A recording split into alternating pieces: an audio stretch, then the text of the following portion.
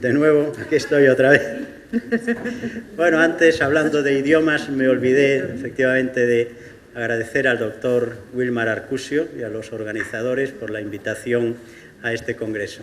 Y ahora tengo la oportunidad de hablar de un tema que desde la última vez que estuve aquí, en el año 2007, hasta ahora ha cambiado enormemente. Ha cambiado todo lo relacionado con melatonina, pero todo lo que conocemos con envejecimiento endocrino. Y sobre todo, en este año se han publicado, en estos 2 últimos años, 3 o 4 trabajos que nos van a hacer cambiar todo lo que conocemos sobre envejecimiento.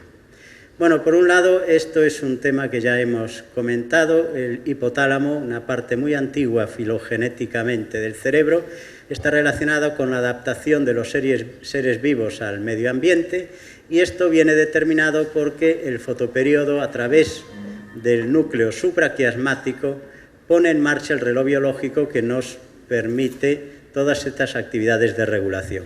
Todo esto fue lo que llevó a proponer hace años la existencia de un marcapasos de envejecimiento que sería responsable del decay en la producción endocrina. Como podemos ver aquí, la mayoría de las hormonas van disminuyendo con la edad, produciendo distintos síndromes endocrinos. Algunas, por el contrario, aumentan, como gonadotropinas tras la menopausia o TSH, sobre todo en las mujeres, pero en general hay un decline endocrino, neuroendocrino, que lleva a un aumento, o por lo menos se acompaña de un aumento de radicales libres e inflamación.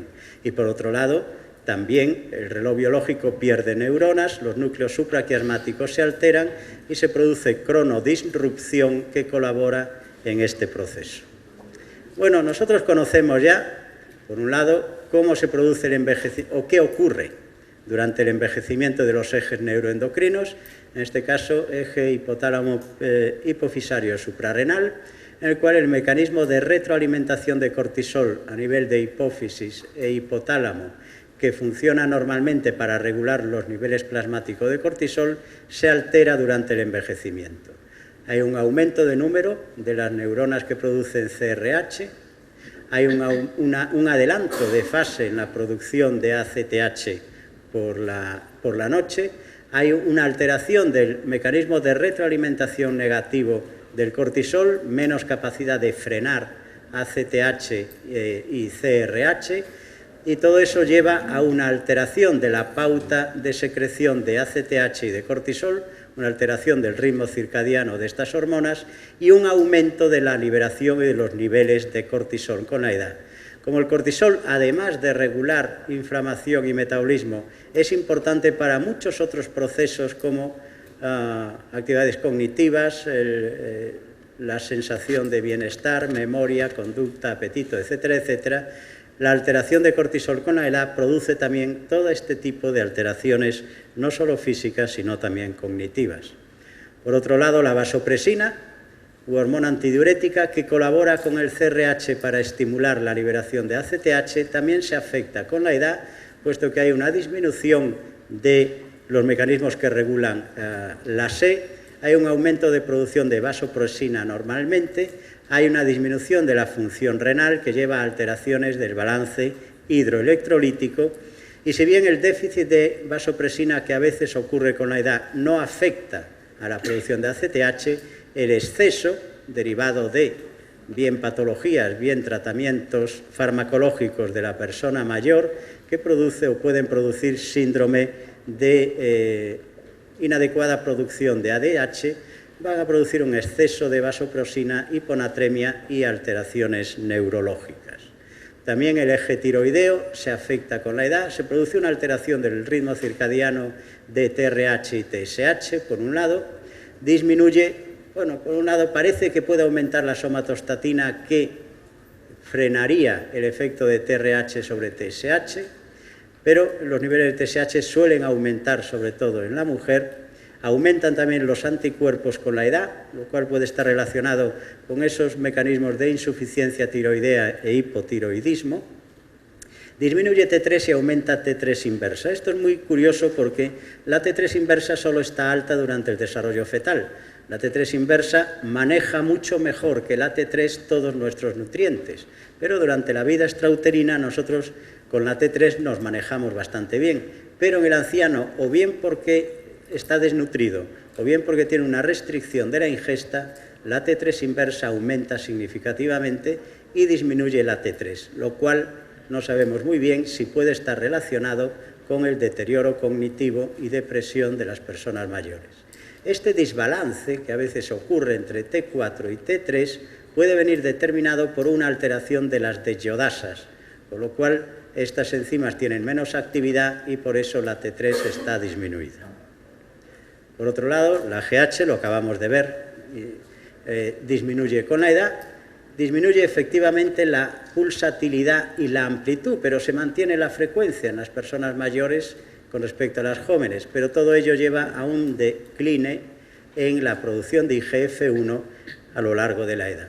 Y la GH, que tiene efectos beneficiosos, como nos acaban de comentar, en la juventud, tiene efectos deleterios en el envejecimiento, y hay dos cosas interesantes, porque por un lado, en mutantes deficientes en GH viven más, son más longevos porque desaparecen los efectos negativos de la hormona de crecimiento, favoreciendo aquellos procesos positivos que favorecen el envejecimiento. Y curiosamente hace unos 2 años el grupo de Guevara Aguirre, en una población de individuos, todos ellos deficientes en receptor de hormona de crecimiento, pudieron ver cómo efectivamente el déficit en GH está relacionado con un descenso de cáncer, diabetes y de stroke en estos pacientes, aunque existen otras alteraciones significativas en esta población. Bueno, la prolactina también normalmente tiende a aumentar con la edad. En la prolactina no sabemos muy bien si la somatostatina y dopamina están alteradas, ambas frenan la producción de prolactina, o el efecto del TRH en algunos casos está disminuido, con lo cual produciría menos prolactina, pero en general el desbalance entre somatostatina, dopamina y TRH parece que tienden a favorecer la hiperprolactinemia, la alteración del ritmo circadiano de prolactina y el aumento del pico de prolactina antes de tiempo que aparece con la edad. Pero por otro lado existe una alteración en los niveles de estradiol, en la aromatización de testosterona a estradiol y por tanto una alteración de todos estos mecanismos de retroalimentación. Y gonadotropinas, que sabemos que aumentan en la menopausia, que disminuyen los pulsos de LH con la edad, aunque no afecta de manera significativa, por lo menos a priori, en la espermatogénesis en el hombre, si hay una falta de ovulación, lógicamente, en la mujer, y se habló mucho de que el gen RH, el regulador de gonadotropinas, podría aumentar hasta los 65 años. El gen RH es una hormona que está regulada por una gran cantidad de factores que estimulan o que inhiben su producción y otros más que modulan estas dos funciones. Pero esto lo dejamos para dentro de un momento porque es importante. También la melatonina disminuye con la edad, la melatonina de origen pineal. La amplitud del ritmo circadiano cae con la edad, a partir de los 35 años, los niveles de melatonina caen con la edad y la melatonina extrapineal, los enzimas de síntesis y sus niveles también se reducen con la edad. En definitiva, tenemos una situación en que hay envejecimiento endocrino, cronodisrupción de la mayoría de las hormonas con la edad y una situación de inflamación y radicales de oxígeno y de nitrógeno. La cuestión importante empieza en este trabajo, en esta revisión de Vitale en Nature Review of Endocrinology, de ahora del 2013, en donde junta toda una serie de cosas que ya conocíamos, pero las pone todas juntas, que los radicales libres de oxígeno son una consecuencia inevitable de la respiración de oxígeno. Y gracias a que respiramos oxígeno estamos aquí viviendo. Si fuéramos organismos anaerobios, no pasaríamos de organismos unicelulares. Así que, a lo largo de la evolución, los radicales libres de oxígeno que se producen como consecuencia del consumo de oxígeno y, sobre todo, a nivel de la mitocondria, que consume el 95% de nuestro oxígeno y produce 5 kilos de anión superóxido al año, tienen que relacionarse con el resto de las funciones vitales. Y por eso los radicales libres nos han acompañado a lo largo de la evolución y tienen funciones fisiológicas importantes. Por otro lado, el sistema endocrino está relacionado con la modulación del estrés oxidativo a través de diversas hormonas, y el estrés oxidativo, a su vez, tiene un papel importante en el proceso de envejecimiento del sistema endocrino. Y los radicales libres, además, producen inflamación, y la inflamación más radicales libres. Todo esto que lo conocíamos está puesto aquí junto con otros factores que nos indican cómo la hipófisis, cómo el hipocampo entra en una situación de estrés oxidativo e inflamación con la edad. Por ejemplo, el eje hipotálamo hipofisario suprarrenal empieza a alterarse porque las neuronas del hipocampo, que son muy sensibles al estrés oxidativo, empiezan a dañarse. Esto hace desaparecer las señales que del hipocampo van al hipotálamo para frenar CRH, con lo cual se libera CRH, se libera CTH, y por eso cortisol aumenta más con la edad. El cortisol entonces actúa sobre las neuronas del hipocampo matándolas. Ante un estrés oxidativo, el cortisol destruye más neuronas del hipocampo, haciendo este circuito un circuito vicioso negativo que termina con la alteración del control del eje hipotálamo hipofisario suprarrenal en lo que se ha llamado la cascada glucocorticoide y vulnerabilidad a los glucocorticoides de las hormonas hipocampales.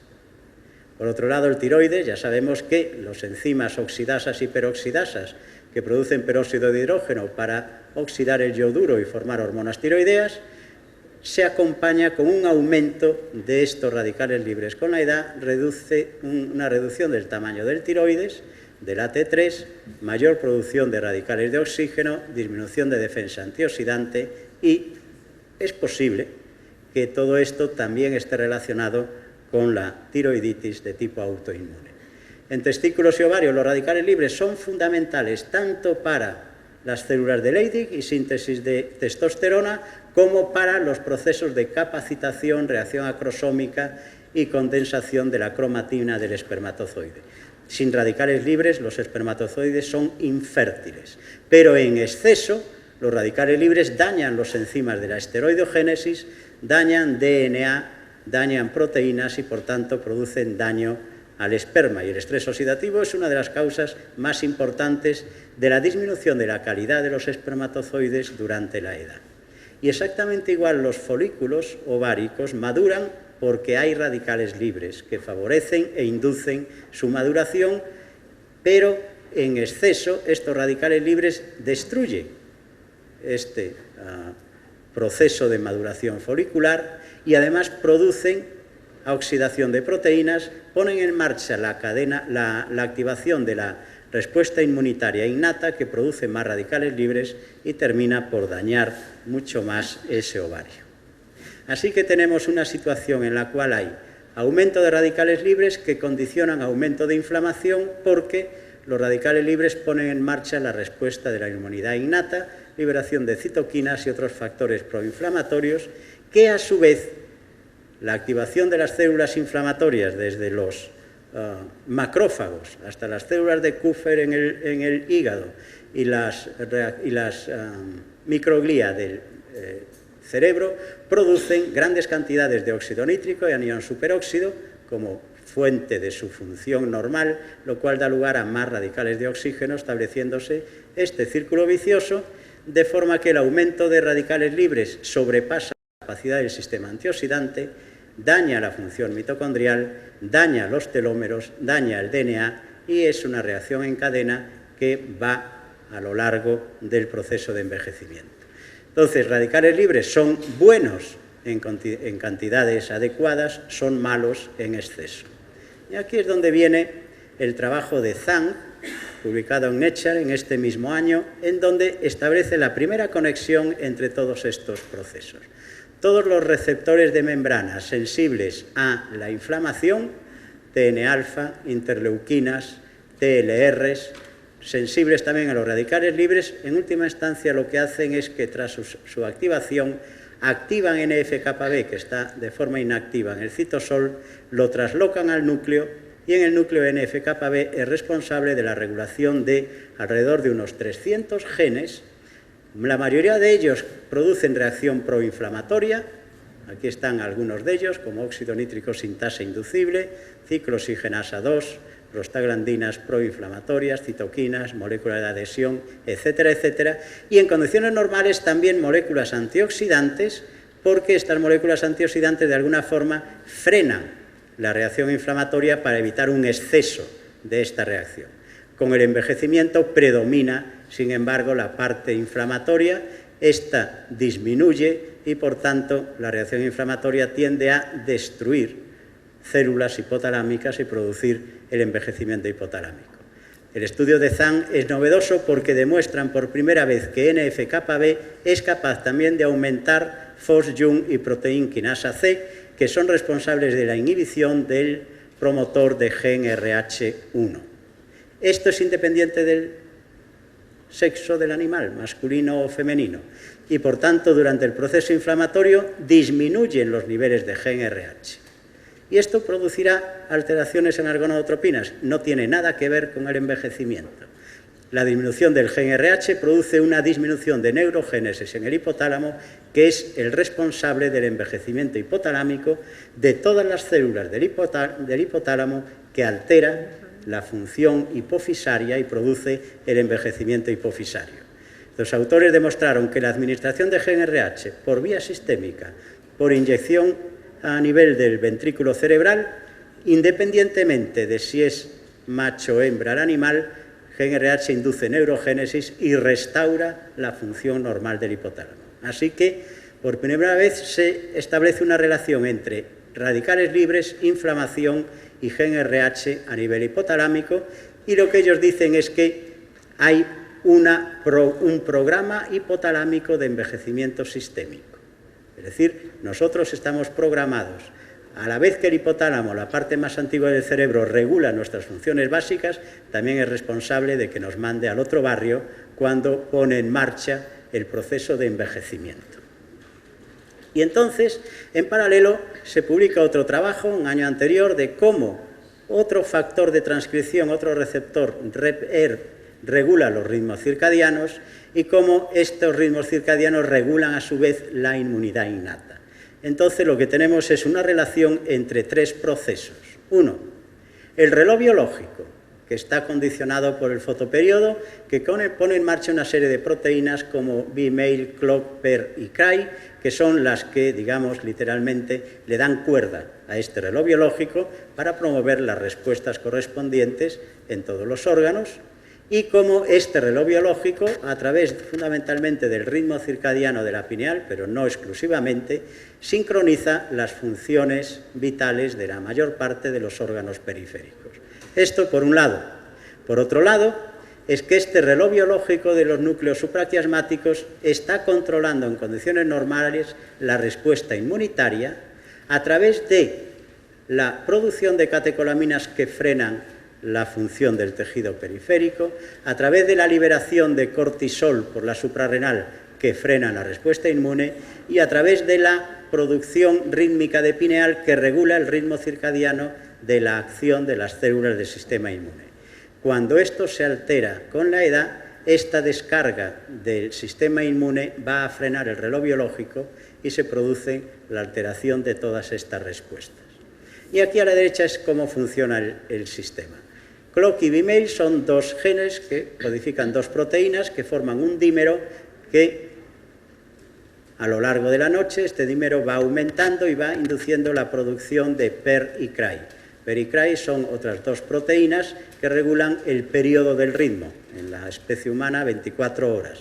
PER y CRY empiezan a aumentar, cuando aumentan lo suficientemente forman un dímero, entran en el núcleo y bloquean B-mail y clock.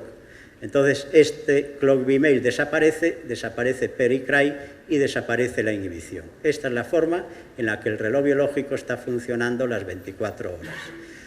Pero además, B-mail también produce ROR y produce REP-ER. Son dos receptores de la familia de receptores huérfanos, aunque empiezan a saberse algunas cosas, porque ROR es un receptor que tiene un ligando, que es la melatonina, y REP-ER tiene otros ligandos también que empiezan a conocerse. Pero, en resumen, ROR lo que hace es aumentar la síntesis de B-mail REP-ERB lo que hace es frenar la síntesis de B-mail.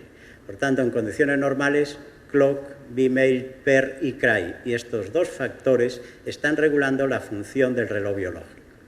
Pero, por otro lado, ROR es capaz de frenar la activación de NF-κB, por tanto, regula de esta forma, de manera rítmica a lo largo de las 24 horas, la inmunidad innata, y NF-κB además favorece la entrada de REP-ER dentro del núcleo para bloquear clock y B-mail.